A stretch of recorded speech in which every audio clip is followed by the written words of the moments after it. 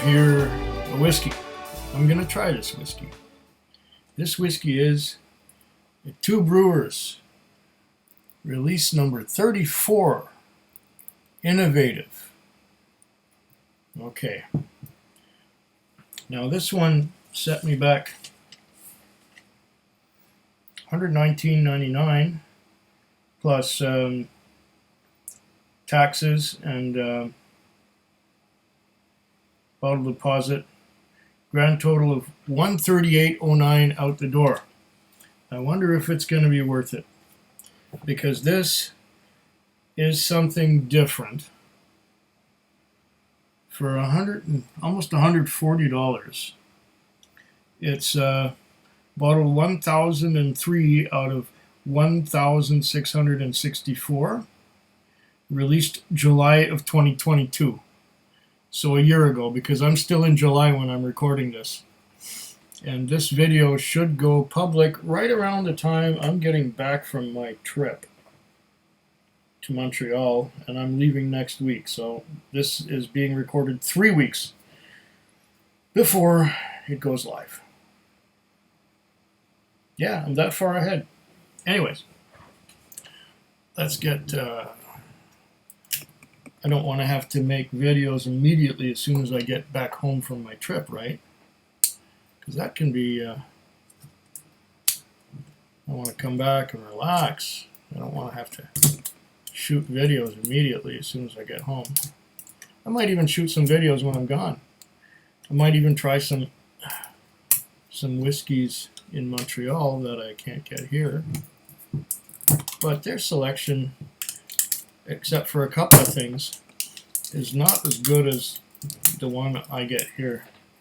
This one was picked up at a Cascadia store out by Eagle Creek Village, if anyone's familiar with the Victoria area. That's right by the Victoria General Hospital. And now, this, okay, I'm going to pour this. Let's not be prejudiced here. But it is an innovative whiskey. First of all, Two Brewers doesn't usually bottle at 40% ABV, but this time they did. Okay, so non-chill filtered and no added colors, twobrewerswhiskey.com, product of Canada, and 40% ABV. Yeah. Now, maybe you're already familiar with this. Maybe you know what this is. But I'm not going to break it yet.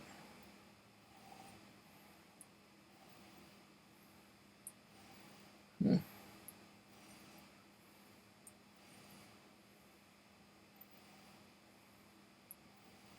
definitely getting something sweet. Something malty.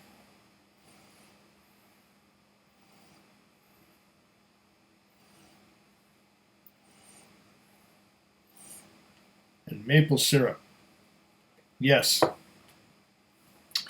This one here, it says here, the marriage of maple and whiskey is popular because it is delicious. Fine aged malts, natural succulent maple, touched by toasty oak and... Come on, it says. And on the back it says here, vibrant aromas reach out, meadow and hay with maple sweetness, touches of citrus, currants, raisins, malt underpinnings. I got the malt, yeah. Are abrupt in the lush, rich entry, chewy across the palate as maple notes enter. Spicy oak dust, the whiskey maple marriage, and a persistent finish. And there's a X mark on innovative right there, if you can see it. All right, so I'm gonna proceed. Yeah, I do get malty. I do get maple syrup, maple kind of. I do get some citrus, and yes, some raisins kind of thing, dark dried fruits. This might be quite a complex little piece of work here. And it can be called a whiskey because it's 40%. If it was any weaker, we'd be calling it a liqueur. What does this one say? This little tag that's been hanging on it. 2 brewers, brewed, batched, and barreled under the midnight sun. Whitehorse, Yukon, established 2009. Classic, peated, special finishes, and innovative. And what does it say about innovative? 2 Brewers brings brewing techniques to the spirits world to create unique and diverse malt expressions. Okay. So, this might be one of the less popular 2 Brewers releases. I don't know. Because generally I would look at something like this and go, ooh, I don't know. But I do have an infinity bottle that I made from samples that were sent to me by Mike Minert. And there's some Niagara Falls maple whiskey, there's some Wayne Gretzky maple whiskey, some Collingwood double barrel, and some Kinsip maple whiskey. I think I liked 2 of these, and I loved one of them.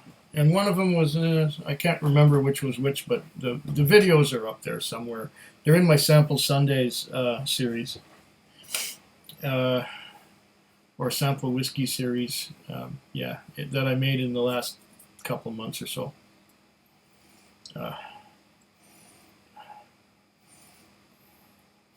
It smells intriguing.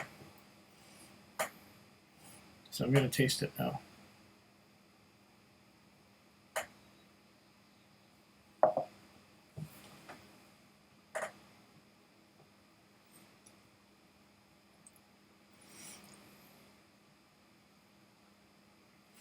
You know,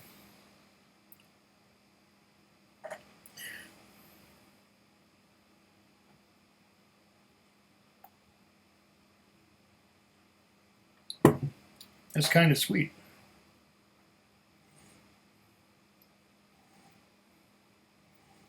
But aside from the heavy sweetness,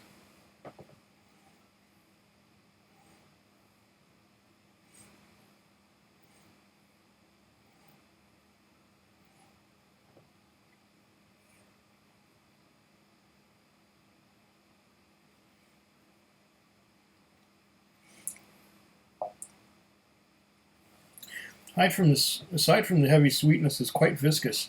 And you can tell by the size of the drops on that glass, that's really viscous. It's thickness from the maple syrup, I'm sure. And it's rather tasty. Sweet but tasty.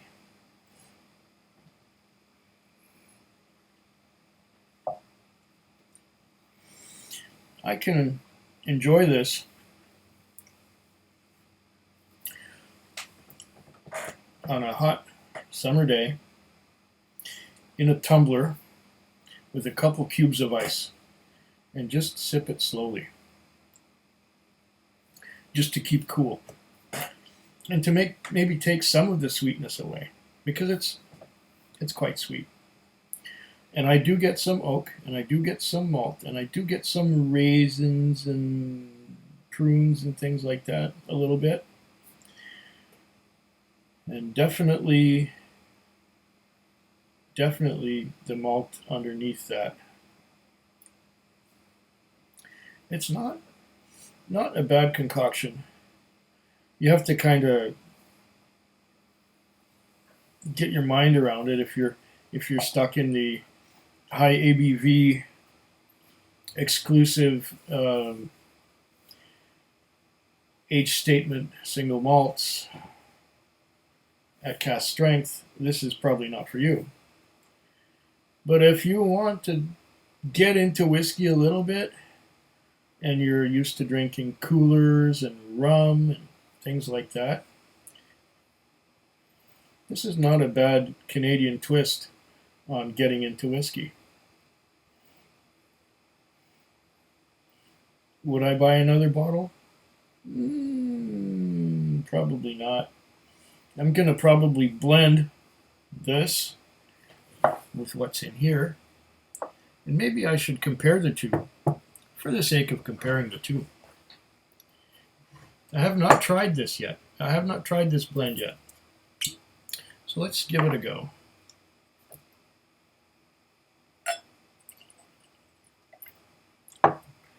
This is the Mike Menard, or the blend of Mike Menard samples of maple whiskey. Ah, that's a lot less sweet than the two Brewers.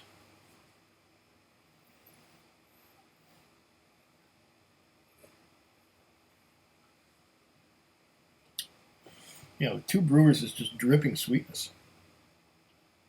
Maybe I shouldn't add the two Brewers to this. Let's see.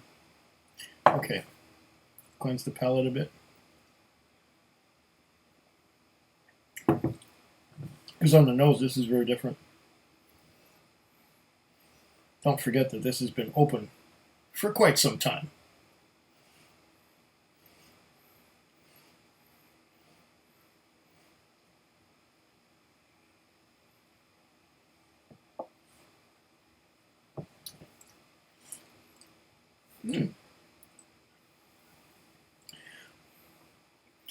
This is not quite as sweet. This is drier, but I'm definitely getting the maple flavor here too. And I think that this blend that I made adds up to more than the sum of the parts. It's really good.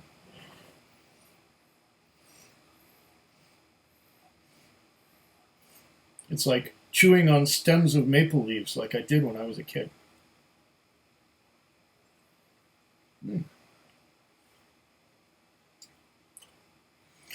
Yeah. And this one